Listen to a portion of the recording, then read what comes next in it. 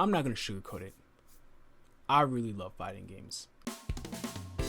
I think that the arcade cabinets that we had in the 80s and the 90s are some of the coolest things to ever come out of the beginning stages of gaming. And ever since people decided to start playing video games at home, circa, PlayStation 1, SNES, and arcades became more and more rare, especially at least here in the US, I feel that we lost kind of an experience, like a beautiful art that was displayed on arcade cabinets. I mean, that's why there's such a big push for companies like 1UP to sell these arcade cabinets so that people can relive this nostalgia or at least have an experience that they never had. And they're a little expensive, to say the least. And in the fighting game scene, because people were so fond of those arcade style inputs, that they actually decided to just take that arcade cabinet and make it portable and then bring it to your home, and that's how we end up getting things like Fightsticks. Now, Fightsticks have been the go-to standard for games like Street Fighter, Tekken, or any other game that's primarily arcade focused instead of home console focused. But one of the coolest things about it was that you could customize those Fightsticks to basically be an embodiment of your character, your playstyle, what you liked, or whatever franchise you played. And then eventually in the 2016, 2018 kind of era, people decided that we were going to remove the stick completely and just have buttons. And this style of controller is called the leverless. You had big companies like Razer and Victrix coming out with these leverless controllers that are a little pricey, a little expensive, but they do have a sort of quality that's really hard to get. They even have it from smaller companies such as Snackbox, who kind of create a smaller size footprint, and then the original big daddy of them all, Hitbox, which came onto the scene around my high school years. Please, I'm not old. But one of the biggest things that happens to any hobby or profession is that things become a little bit more accessible for the everyday user. And that's where a company called Hot 42 comes in with their Hot 42 lineup of leverless controllers, which I personally bought. Hello, my name is Ray and welcome to Ray's World. This is a design channel, not a Tekken tutorial channel, but today I thought we would take a look at the Hot 42, customizing it and making a leverless controller on a budget that suits our needs but doesn't necessarily feel flimsy. So I'm going to show you what I did to get there, how you can do that at home, and what the process is, the overall cost, and whether or not I thought it was worth it in the long run to customize this cheap leverless controller that I bought off at AliExpress just to play Street Fighter and basically never make it out of plat. This is the Hot 42 Hotpad T13. It is a 13 button leverless controller that I purchased on AliExpress just over a year ago because I wanted to play Street Fighter and not have to buy a joystick. It's made from acrylic, a custom PCB board with an LCD, along with exposable hot swappable key switches that use standard key switches from a keyboard. I think these are fake Cherry MX Reds. There are a bunch of options you can use, but the reason why I decided to pick this for our video today, or for this project, is because of its customizability. All these keycaps are able to be taken off with a tool that they include in the box. The keycaps and the switches are all standard, and you can even 3D print these little buttons at the top here if you don't prefer them to be see-through. If you can see here on the camera, they're a little jelly-like and kind of wobbly, but it also has a set of screws in the back that allows you to take it. But most importantly, the reason why I bought this is because it has native PC, PS4, and with the addition of a dongle, PS5 support. And it's also white. It's kind of like a whiteboard. You can take a Sharpie marker, scribble it all over it, and then replace the backplate if you don't like what you did, or take the little acrylic pieces, unscrew them, and then put a poster in it, which is what we're going to do today. So the good thing about this is because it's so cheap, it also means that it has quite the community behind it. Now, what we want to do to get started is that we want to go ahead and grab some Photoshop files. Now, you might use a photo tool editor of your choice, such as GIMP or Paint.net, but for this tutorial, I'm going to focus only on Photoshop because that's the gold standard, and that's what I was given. So in the comment section below, I will have links to Photoshop files so that you guys can download it and edit it and upload your own artwork. Now, there are a couple of options. You can get a cut at companies like Focus Attack or Johnny Phrase for different prices. I personally decided to go with Johnny Phrase because I like their turnaround time, and they also had something else that I wanted that I felt was going to be necessary for us when we were doing this build. And so what you want to do is you want to go into Photoshop or your tool of choice and basically use this template and upload some artwork. Here's a really shitty artwork design that I worked on that I was happy with. I like this cartoonish nature, and you can go and find a design online or something that suits your character or the game that you play and upload it to Photoshop. Or if you're feeling artistic and probably 110% better than what I can do, you can just go ahead and design it yourself.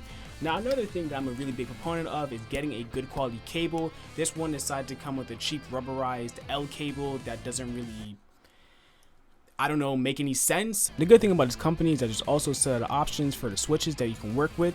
So they have their own custom switches that you can use to replace the red ones that currently come with the controller. Some are low profile, some are clicky, some are non-clicky, but any standard Cherry MX style switch that you can find in keyboard works with this. Now the main thing about this is that to get the buttons, you have two different options. You have the option of purchasing from our friends over at AliExpress, which will take quite a bit of a time to get here, at least on the East Coast in America, or you could purchase it on Amazon. I opted to purchase it on Amazon just because I had a gift card for Amazon and I didn't really want to spend the money for it anyways. You can also find custom 3D printed button caps on sites like Etsy or eBay, which I will link to in the comment section down below. I felt like those were a little bit more expensive and I didn't really like the finish of them, but if that's something that you want to do to support local businesses or people online. But enough talking, I'm going to go on what steps you need to take in order to customize this and then show you the final results so you can build your own right at home.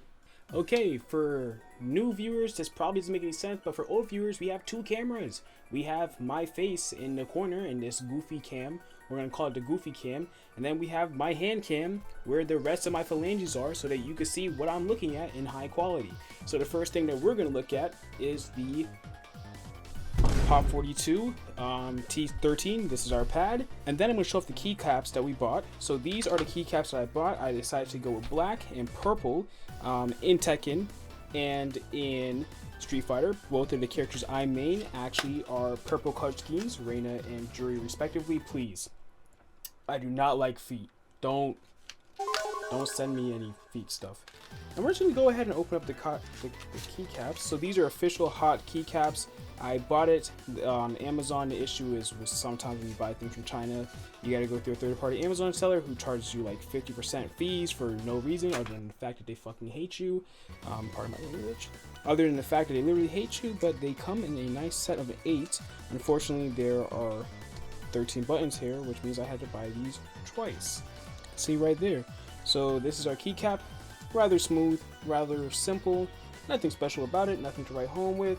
Has the plus right there for the keycaps, and this is what we will be using. And we'll go over to the black keycaps, the same thing. So the first thing you want to do to open this up is you want to find where all the screws are. So if we flip it over, it did come with these rubberized pieces for you to adhere to the bottom so that you can kind of block the screws from scratching your desk. I unfortunately did not know that, and I ended up scratching my desk anyways, but if you don't make my mistake, you should be fine. So you just want to go ahead and remove these. If you've applied them already, then you know where to find them, but if you haven't applied it, then it doesn't really matter. Okay, for whatever reason, that one decided to give me the most trouble out of all of them. Not exactly sure why, but here you can see that we have a set of screws, 3 on the side, 1 in the center, 2 in the center up top, for a grand total of 9. I did that math in my head. So what we're going to do is we're going to go ahead. These have a flathead / Phillips head sort of screw configuration, so you could just go ahead and remove these. Okay, great. So we actually have all of our screws completely off, and the top cover actually just pops off. Relatively simple. You can see here, it's nothing but cheaply cut acrylic. You can see here, we do have access to our buttons, which come off just like that. Here you can see our switches. So what we're going to do is we're going to go ahead, take off all the buttons.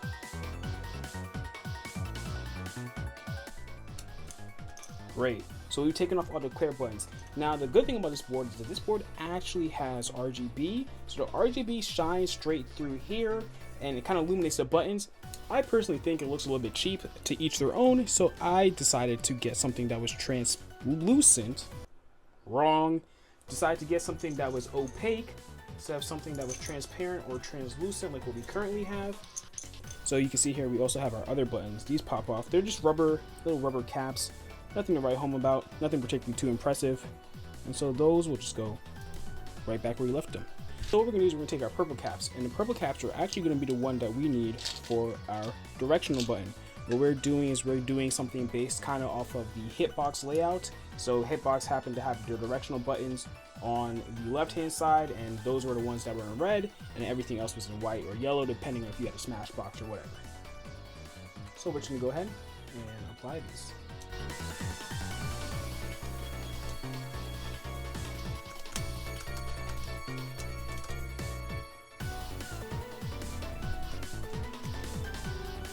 Okay, great. We have all the face caps on. It's looking great. I would be happy with this by itself, just having this design where I have the different colored buttons. I like them. The profile is literally the same as before, but we have one more thing. There it is. We have our official brain rot print. I'm so proud of the way it came out. This took me a lot of work to put together, but words cannot describe how happy I am, especially with the quality. You can see here the holes are pre-cut and pre-punched, so I'm actually really proud of that. So let's get that on there.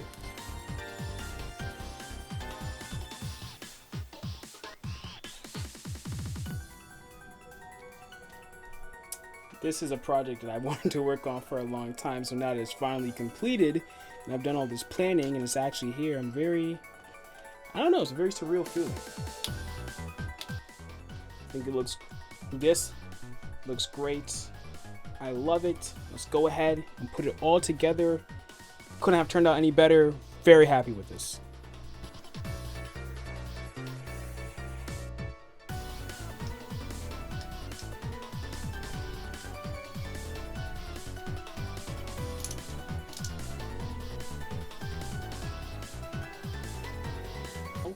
All set. All the screws are lined up and in place. Let's take a look at the front again. Gorgeous, absolutely beautiful. Belongs in the MoMA here. So you can see here we have it already, all set. Looks great, looks beautiful. I'm actually really happy with this. The last thing we do have to apply is this cutout to the back, and then we can go back to finalizing this progress.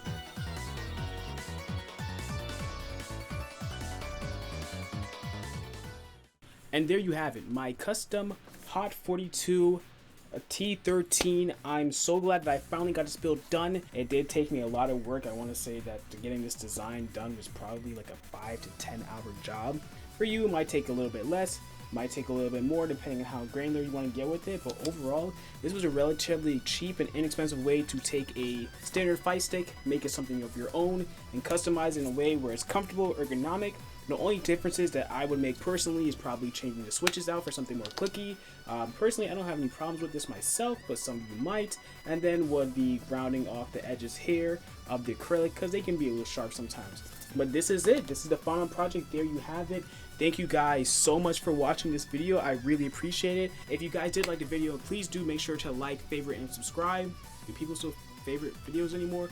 I don't know. Hit the bell icon. You know the whole routine. I've been Ray. This has been my channel, and this has been a tutorial on how to make a custom Hot 42 board, and I hope you guys found it useful, and I can't wait to see what else you guys have done or see what else you guys have planned to do. We'll see you guys later.